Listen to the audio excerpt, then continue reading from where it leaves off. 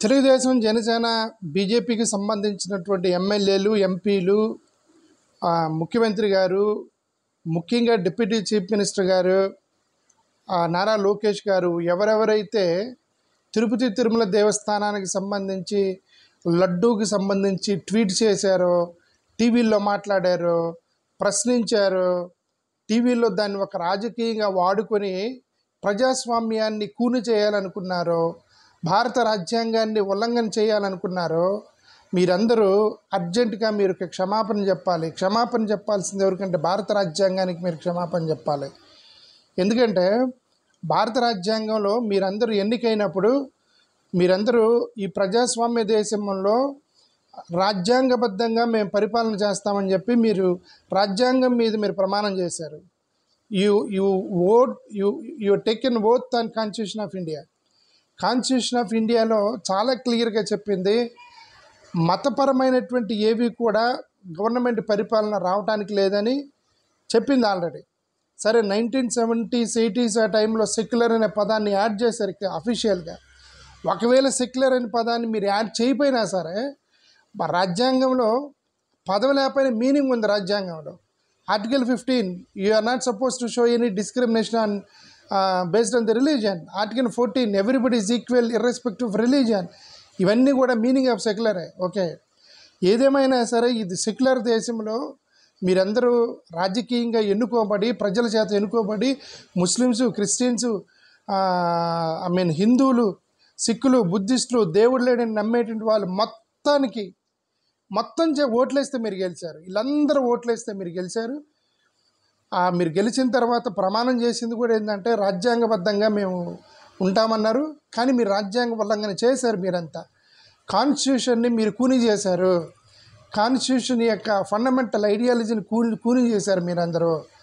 మీరందరూ ఒక తిరుపతి లడ్డు అనే దాన్ని హైలైట్ చేసి ఒక మతంలో ఉన్నటువంటి ప్రజలని విద్వేషాలు రెచ్చగొట్టడానికి ప్రయత్నం చేశారు. రిమెంబర్, ఒక మతంలో ఉన్న వాళ్ళు మీరు విద్వేషాలు రెచ్చగొట్టడానికి ప్రయత్నం చేశారంటే వేరే మతాల మీద పడటానికి ప్రయత్నం చేశారు. ముఖ్యంగా జగన్మోహన్ రెడ్డి గారు క్రైస్తవుడు అనేటువంటి ఒక మైండ్లో అది పెట్టుకొని, ఇతను క్రైస్తవుడు అనే మైండ్లో పెట్టుకొని మత విద్వేషాన్ని, మత యొక్క వివక్షని, మత యొక్క ఆ యొక్క డిస్క్రిమినేషన్ మీ మైండ్లో పెట్టుకొని ఎలాగైనా ఇతను క్రైస్తవుడు అనే పదాన్ని ఉపయోగించుకొని దేశాన్ని అల్లకొల్లాలం చేసి, ఈ రాష్ట్రాన్ని అల్లకొల్లాలం చేసి, హిందువుల్ని రెచ్చగొట్టి దాని ద్వారా ఒక గొడవలు లేపి అటు క్రైస్తవులు, ముస్లింలు మనకి శత్రువులను చూపించి హిందువుల యొక్క ఓటులను తన వైపు తెచ్చుకోవడానికి మీరు భయంకరమైన కుట్ర జరిగింది, ప్రయత్నం జరిగింది. దానికి వాళ్ళు ఎంచుకున్నటువంటి ఒక మార్గం ఏంటంటే తిరుపతి లడ్డు అనేటువంటి ఒక చిన్న ఎన్డీడీబీ రిపోర్ట్ని వాళ్ళు ఆధారం చేసుకొని మత విద్వేషాలు లేపడానికి మీరు ప్రయత్నం జరిగింది, కుట్ర జరిగింది అనేది మాత్రం పక్కాగా అనిపిస్తుంది. లేదంటే సుప్రీంకోర్టు చాలా క్లియర్గా చెప్పింది, మీరు ఇన్వెస్టిగేషన్ చేసే ఉద్దేశం ఉంటే ప్రెస్కి ఎందుకు ఇచ్చారు? మీరు ఆధారాలు లేకుండా అంత తొందరగా ప్రెస్కి చెప్పాల్సిన అవసరం ఏంటని చాలా క్లియర్గా సుప్రీంకోర్టు ప్రశ్నించింది. అంటే మీరు తొందరపడ్డారు, మీరు త్వరగా వెళ్ళి దాన్ని ఒక ఇష్యూ ప్రెస్కి రిలీజ్ చేసి గందరగోళం గత్తరగత్తర చేయడానికి ప్రయత్నం చేశారు. అంటే అర్థం మీకు వెనక ఏదో ఉద్దేశం ఉంది. ఆ ఉద్దేశం ఏదో కాదు. మా అనుమానం ఏంటంటే మత విద్వేషాలు లేపాలి. మణిపూర్లో అయితే ఎలాగ అల్లర్లు జరిగాయో, మణిపూర్లో అయితే ఎలాగ విధ్వంసం జరిగిందో, ఇప్పటికి కూడా మణిపూర్లో ప్రతి గల్లీలో రక్తం పారుతుంది. ఇప్పటికి కూడా ఆంధ్రప్రదేశ్ గల్లీని మత విద్వేషాలు లేపి రక్తం పారించాలని ప్రయత్నం చేశారేమోనని అనుమానం వస్తుంది. మీరు ఇప్పటికి కూడా మారలేదు. ఈ సుప్రీంకోర్టు జడ్జిమెంట్ వచ్చినా కూడా మీరు మారలేదు. ఇప్పటికి కూడా అవే టీవీ డిబేట్లు పెడుతున్నారు. ఇప్పటికి కూడా అవే మత విద్వేషాలు లేపుతున్నారు. కమాన్, తెలుగుదేశం, టీడీపీ, జనసేన వాళ్ళకి మేము క్లియర్గా చెప్తున్నాం, ఇది రాజ్యాంగ విరుద్ధం. మీరు ఇప్పుడు అర్జెంటుగా మళ్ళీ మా వాళ్ళు చాలామంది మీరు మళ్ళీ వెళ్ళి తిరుపతి దేవుడికి క్షమాపణ చెప్పండి, తిరుపతికి మళ్ళీ వెంకటేశ్వర స్వామికి క్షమాపణ చెప్పండి ఇని మీరు మళ్ళీ అంటున్నారు. అది మళ్ళా మత రాజకీయం అవుతుంది. మీరు క్షమాపణ చెప్పింది వెంకటేశ్వర స్వామికి కాదు, మీరు క్షమాపణ చెప్పాల్సింది తిరుపతి దేవుడికి కాదు, రాజ్యాంగానికి క్షమాపణ చెప్పండి. భారత మాతకి మీరు క్షమాపణ చెప్పండి.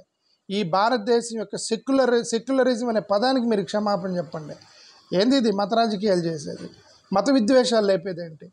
మత విద్వేషాలతోటి ఓట్లు రాబట్టుకోవాలి అనేటువంటి ఆ కుట్ర ఏంటంటున్నా. కమాన్, ఇది రాజ్యాంగ ఫండమెంటల్ కాన్సెప్ట్ని మీరు డివియేట్ అయ్యారని మాకు పక్కా అనిపిస్తుంది. తెలుగుదేశం, జనసేన కార్యకర్తలు, బీజేపీ కార్యకర్తలు ఇప్పుడైనా సరే బుద్ధి తెచ్చుకోండి. ఇప్పుడైనా సరే ఆలోచించడం మొదలెట్టండి. ఇప్పుడైనా సరే ఆంధ్రప్రదేశ్లో మత రాజకీయాలు చెయ్యొద్దు అని మేము చాలా రోజుల నుంచి చెప్తాను. దయచేసి చేయకండి. మత ప్రాతిపదికన ఎవరిని దూషించకండి. మత ప్రాతిపదికన ఏ రాజకీయం చేయడానికి ప్రయత్నం చేయండి.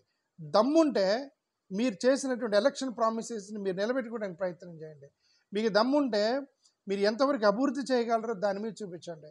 మీకు దమ్ముంటే మీరు ఈ యొక్క ఆంధ్రప్రదేశ్కి సంబంధించినటువంటి విద్యలో ఎలాంటి సమూలమైన మార్పులు తీసుకురావాలో తీసుకురండి. మీకు నిజంగా దమ్ముంటే మీరు వ్యవసాయంలో ఎలాంటి మార్పులు తీసుకురండి. మీకు దమ్ముంటే వ్యవసాయంలో ఎలాంటి మార్పులు తీసుకురాగలరు. దమ్ముంటే మీ 20 లక్షల ఉద్యోగాలు ఇస్తామని అది ఇప్పించండి. మీకు దమ్ముంటే గవర్నమెంట్ ఉద్యోగాలు ఇస్తా అన్నారు, అది ఇప్పించండి. దమ్ముంటే మీ స్టీల్ ప్లాంట్ ప్రైవేటైజేషన్ ఆపండి. దమ్ముంటే మీకు స్టీల్ ప్లాంట్కి సంబంధించిన ఉద్యోగులు పట్టించుకోండి. దమ్ముంటే ఇక ఆంధ్రప్రదేశ్లో ఎలాంటి ప్రైవేటైజేషన్ చేయకుండా చేయండి. మీకు దమ్ముంటే పోయి కడప స్టీల్ ప్లాంట్ తీసుకురండి. మీకు దమ్ముంటే మీరు స్పెషల్ స్ట్రాటజీ తీసుకురండి. ఇవన్నీ వదిలేసి మీ దమ్ము ఎక్కడ చూపించడానికి ప్రయత్నం చేస్తున్నారు? మెజారిటీ హిందువులు ఉన్నారని హిందువులను రెచ్చగొట్టి మత విద్వేషాలు చూపించడంలో మీ దమ్ము చూపిస్తే, కమాన్, మీ దమ్ము చూపిస్తే మీరే గెలవచ్చు. ఎస్, అక్కడ మీకే దమ్ము ఉండిద్ది. ఎందుకంటే హిందువులు ఎక్కువ మంది ఉన్నారు. హిందూ జనాభా ఎక్కువ మంది ఉన్నారు. అజ్ఞానంలో ఉన్నటువంటి వాళ్ళు ఎక్కువ మంది ఉన్నారు. మా భారతదేశంలో అజ్ఞానంలో మతం పేరుతో రెచ్చిపోయే వాళ్ళు ఎక్కువ మంది ఉన్నారు ఆ భారతదేశంలో. ఆంధ్రప్రదేశ్లో లేరని ఇప్పటివరకు అనుకున్నాం. మేము తప్పని నేను భావిస్తున్నాను. ఆంధ్రప్రదేశ్లో కూడా ఇలాంటి మత విద్వేషాలతో రెచ్చిపోయే అజ్ఞానులు ఉన్నారని మాకు ఈ యొక్క తిరుపతి లడ్డు విషయంలో తెలిసిపోయింది. ఓకే, కొంతమంది, అందరు కాదు.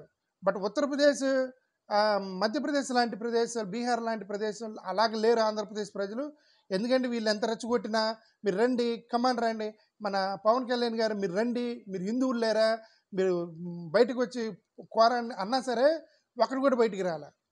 అంటే అర్థం ఆంధ్రప్రదేశ్లో లౌకికవాదులు ఎక్కువ మంది ఉన్నారని అర్థం.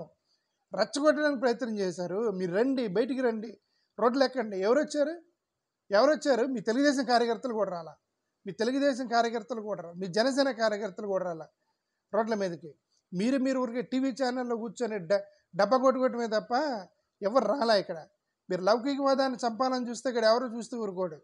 లౌకికవాదాన్ని చంపాలని చూస్తే ఎవరు, రాజ్యాంగ ఉల్లంఘన చేస్తే ఎవరు చూస్తూ ఊరుకోరు.